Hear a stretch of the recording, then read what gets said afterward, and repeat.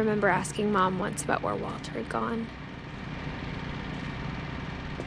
She said after Barbara died, he got as far away as he could. If there's a pattern in all these stories,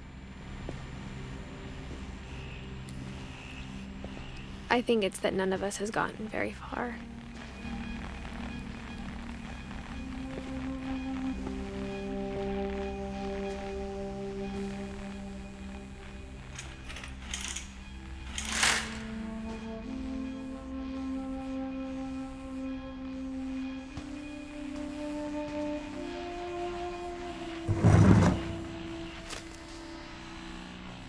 Goodbye, everyone.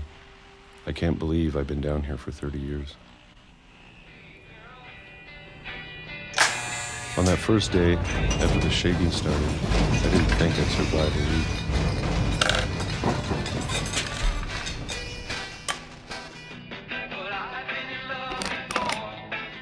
But after a few days, I settled into a routine. That's what kept me sane. Having a schedule, living for today. I always expected to be dead tomorrow. But if you wait long enough, you get used to anything.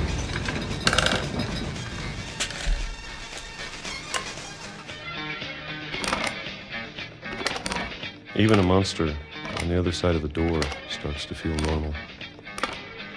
Almost friendly.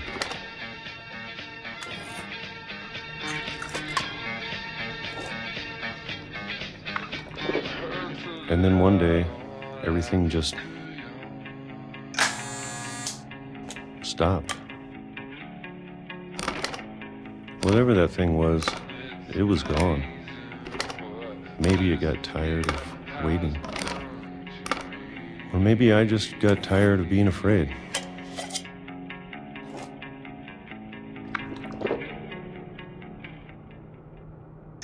It's been a week now, the longest in 30 years. I'm done waiting. I have to leave while I still can.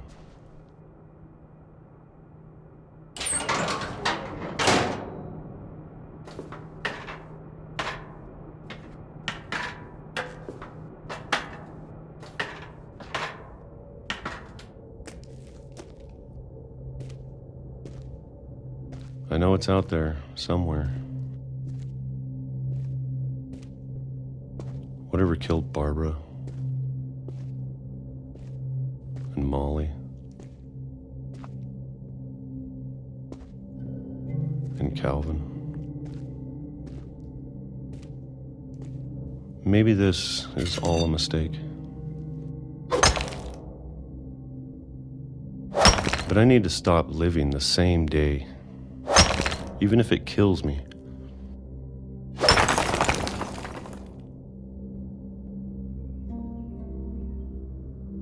Whatever's out there, I want you to know I'm ready for it.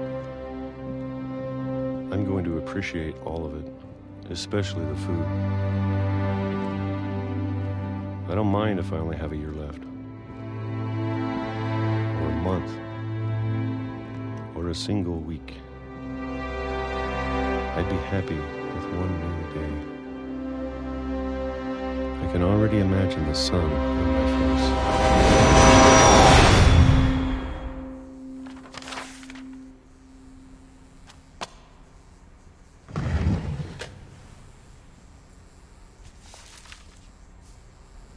Walter died when I was 6. I can't believe my mom never told me he was down here. I'm sure my mom was trying to protect me.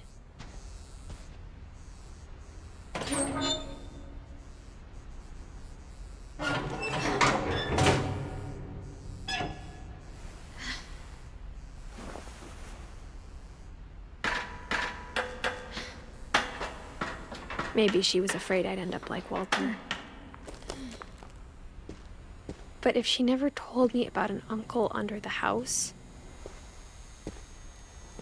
I can only imagine what else she was hiding. I don't want to make the same mistakes she made.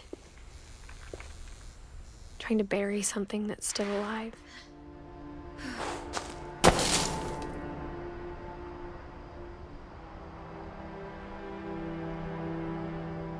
Now that there's only one of us left, or maybe two,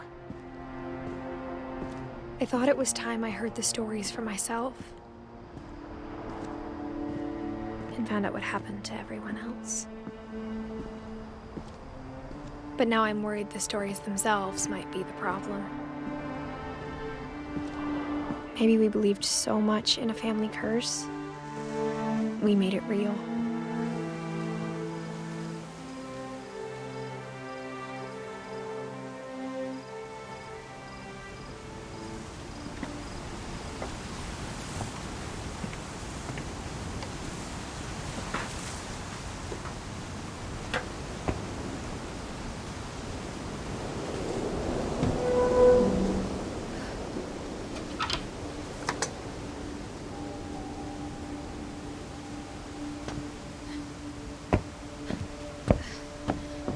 Lewis's room smelled very, very familiar.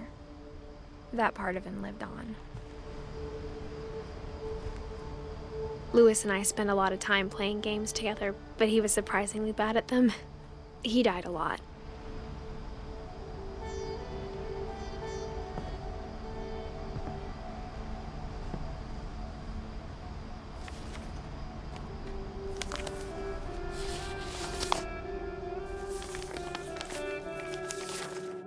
Dear Mrs. Finch, as Lewis's psychiatrist, I can understand your desire for an explanation.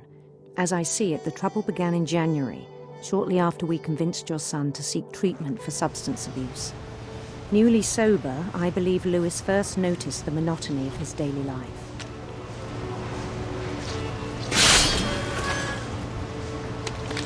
He kept working at the cannery, but he withdrew part of himself. In our sessions, I saw the same behavior. His mind began to wander.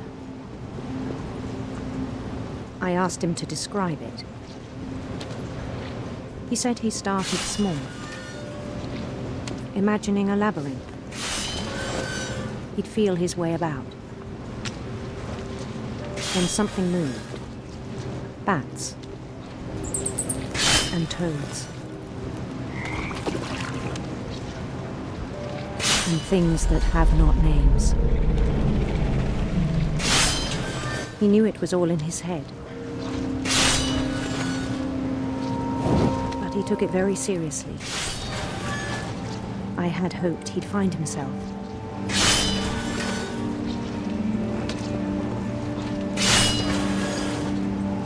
But he found something more.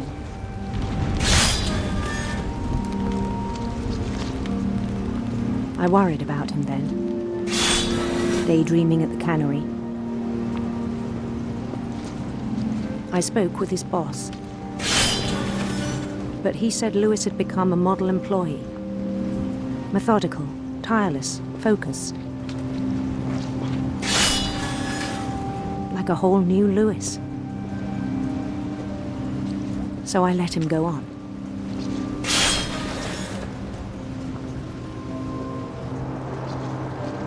I even encouraged him.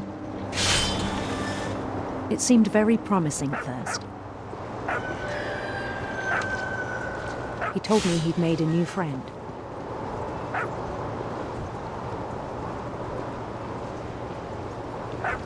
On the edge of a city he named Lewis Topia.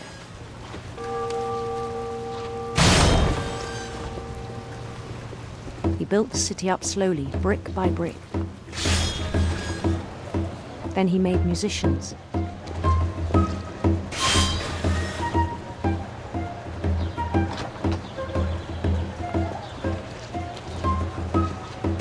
And songs for them to play. He talked about starting a band. And he was always humming something. Every day his imagination grew stronger.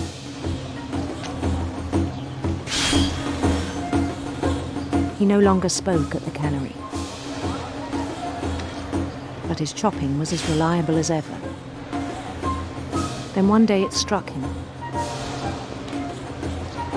that all the cheering crowds, even the stones under his feet, were all in his imagination, so he could do whatever he wished.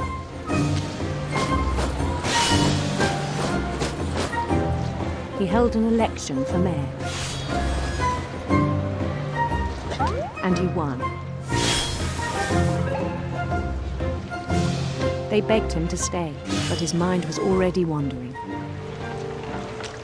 It became a game for him.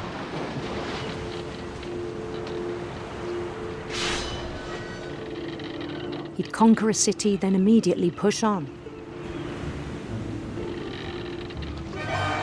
New Louisville. St. Louis. He started drifting away from our reality.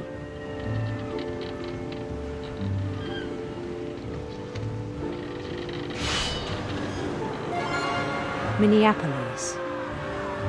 Until one day he forgot to go home from the cannery.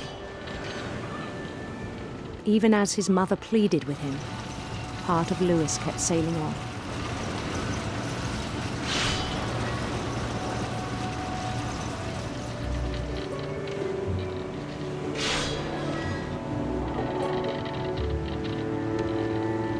In Louisburg, he heard rumors of a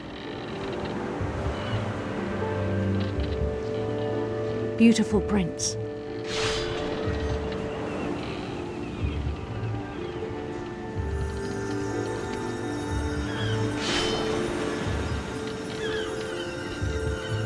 The prince was on his own quest for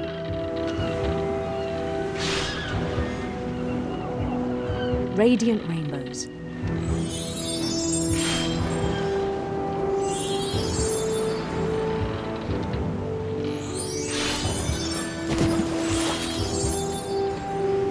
He followed the sound of his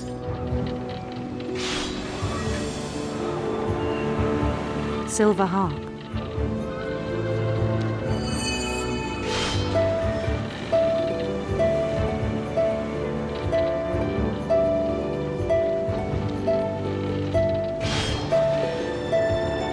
His chase led him to a golden palace east of the sun and west of the moon. Even then, his logic remained sound. He knew the world was all in his imagination.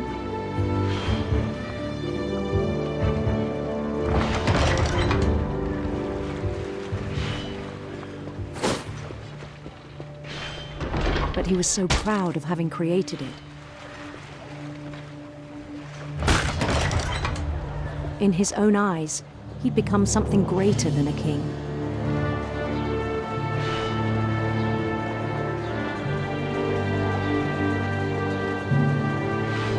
For someone who'd never known success in the real world, I think it was overwhelming.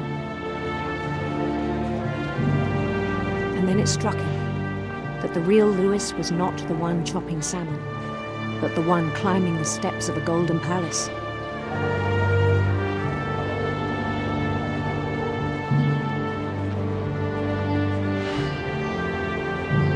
My imagination is as real as my body, he told me. It was hard to argue with him.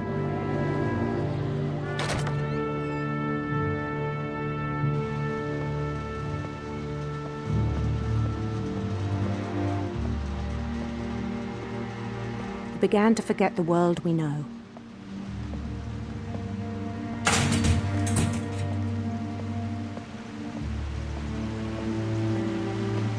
I think it pained him to remember Louis, the cannery worker.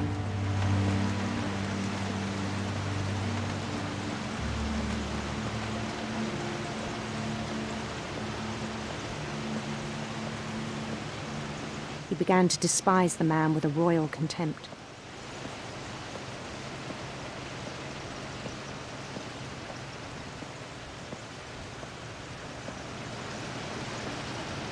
I still thought I could save him. even after he said he was being crowned king over all the lands of wonder. The palace would be packed with his companions.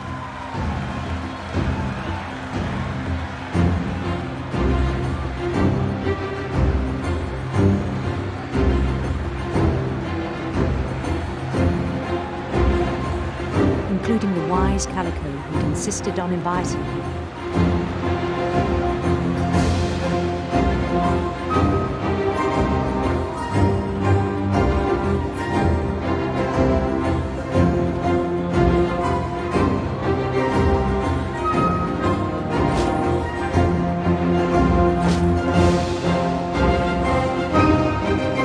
His prince waited, holding his crown.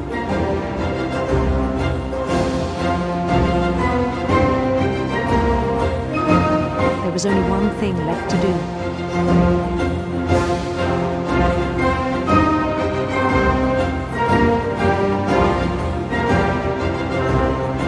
Bend down his head.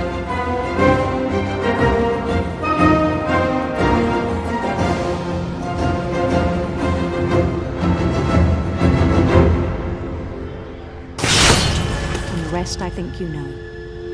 Mrs. Finch, your son was a kind man who will be missed by all of us who knew him.